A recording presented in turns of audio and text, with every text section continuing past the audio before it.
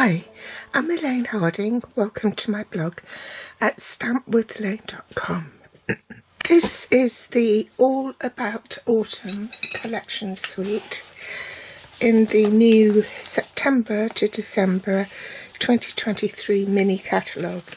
You'll find it on pages 42 to 44. If you like everything about the suite, you can just order one each of all the items in the suite using this single code here, which I'll put below in the subtitles. Or you have the option to buy it separately. Now this is the stamp set, and these are the dies, and if you purchase them together as a bundle, there is a saving of 10%, which already is included in the suite collection with the 10% discount. There are these speckled adhesive backed dots, a combo pack of ribbon. This is the natural ribbon and that's the copper ribbon. There's a distress tile 3D embossing folder, oxidized 12 by 12 sheets of specially designed paper. There are 2 each of 2 designs, so there are 4 sheets in the pack. And last but not least, a 6 by 6 pack of All About Autumn, also specialty designer series paper. There are 12 double-sided designs, 4 each of each design.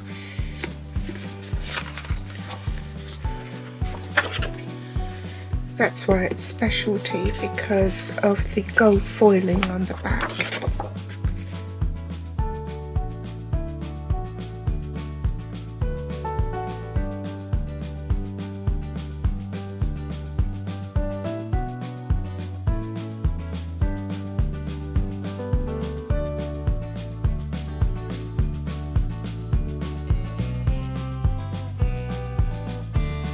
The ink I'm using is copper clay, and I'm also using the brush metallic adhesive back dots.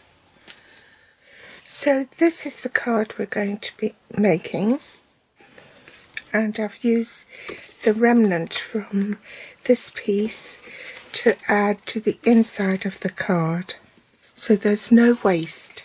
Out of the die set, I will be using this pair of dies and this one to cut out the leaves and to add this detail for the inside of the card. I'm also going to be using this one for the label on the front of the card. The card base is very vanilla thick, and this measures 5 7/8 by 8 1/4, and in metric that will be 14.5 by 21 centimeters and folded in half. I'm also going to be using the rose gold specialty paper, and this is 3 1/8 by 4 7/8, and in metric that is 8 centimeters by 12.5 centimeters. I'm going to gut the inside of this specialty paper because half of it will be hidden behind the paper, so I'm just making it stretch a little further. So you want to cut a 1/2 inch border all round. So let's find the 1/2 inch and cut to 1/2 inch here. So you cut from 1/2 inch down to 4 3/8 inches. I'm just going to slide that along and align it at 1/2 inch here. Cut from 4 3/8 inches up to 1/2 inch at the top.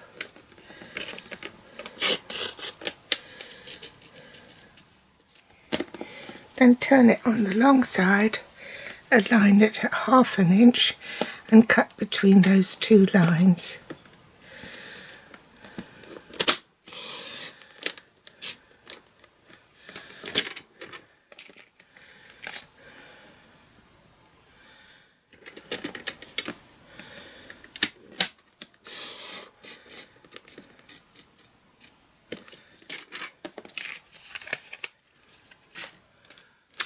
then you can save that piece for something different. Now the first matte layer for the front of the card is the same as the very vanilla piece for the inside of the card, and both these have been cut at 3 3/4 by 5.5. That's 9.5 centimeters by 14 centimeters. This one is for embossing and this is for the inside of the card, so we'll set that aside. To emboss with a 3D embossing folder, you need platform 1 and platform 4, the grey platform. So I'm going to pop that using the line at the bottom of the embossing folder on the logo side. Put that on platform 1, followed by platform 4, and I'll do that off camera.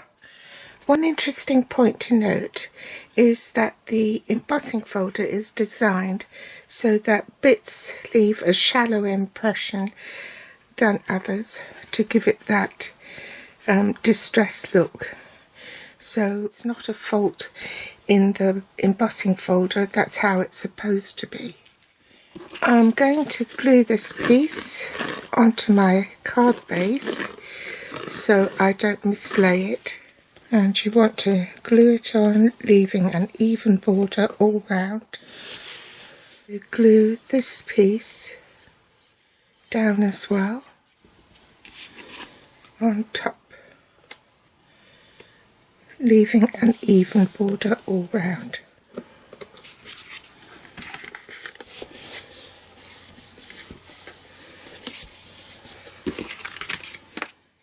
Now I wanted to make the designer series paper stretch to 2 cards because it's so pretty, and that's a whole reason for sizing it so that this 3" by 6" piece would fit in another card, and hence the matte layer in the rose gold is just 1/8" larger.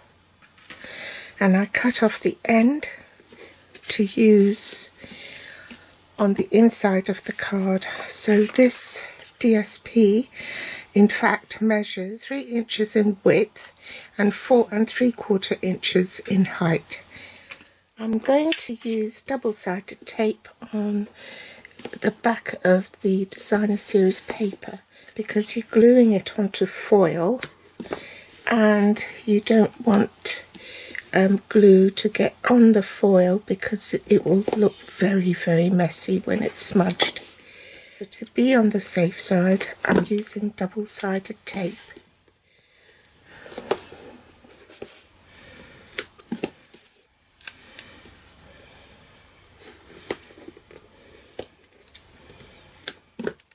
I've lifted up the ends and did a tail like this so it's easier to remove the tear and tape.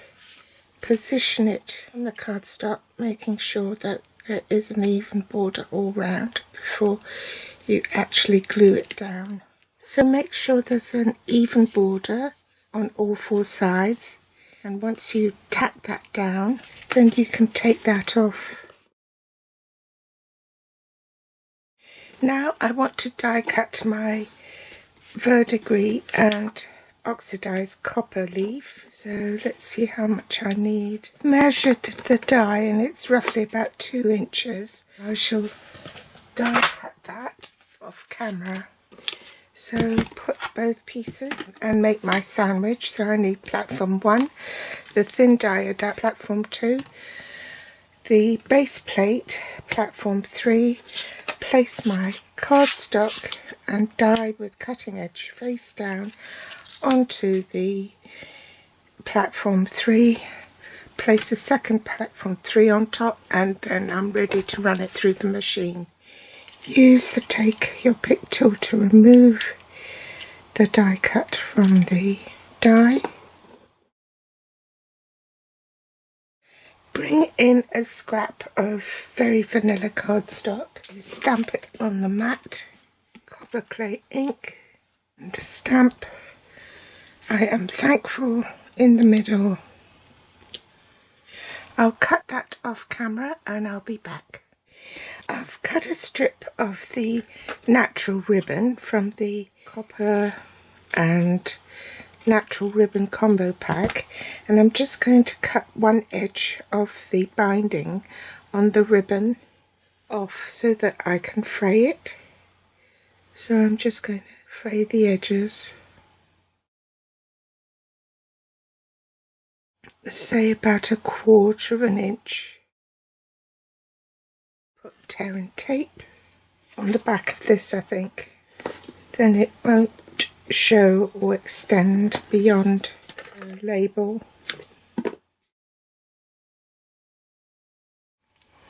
Remove the backing from behind, pop it on top. So now this will act as a fray stopper. I'm going to peel that back and cut that off.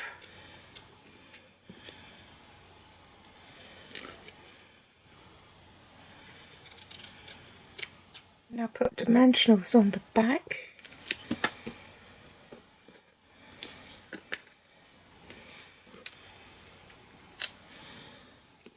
Pop this on the card front, right there. Put mini dimensionals on the leaves here. I'm going to layer this leaf on top of that leaf so that I know roughly where to put the dimensionals, and I'm going to lay them on the card like so it doesn't cover up the lettering. I think I might need a glue dot, which I'll put here, then shush up the leaves.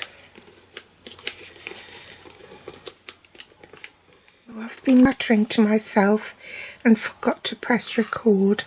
Now you'll find that because I cut the ribbon in half, bits of it is fraying, but I quite like that effect. I was just saying that if you curl the ribbon, it's because of the metal in it, the copper in it, it will curl like that if you put a bone folder through it. But I don't want it to curl too much. Anyway, when you put it in the envelope, it'll probably go all flat. So the finishing touch for the card is just to add a couple of metallic dots. I want a small one here and another small one up there. So that's the front done. Now we'll do the inside. So bring back that piece and I will glue this leftover bit inside the card.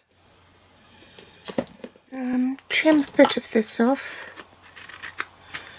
and bring this in and add that detail. I'll be back. So glue this final piece to the inside of the card.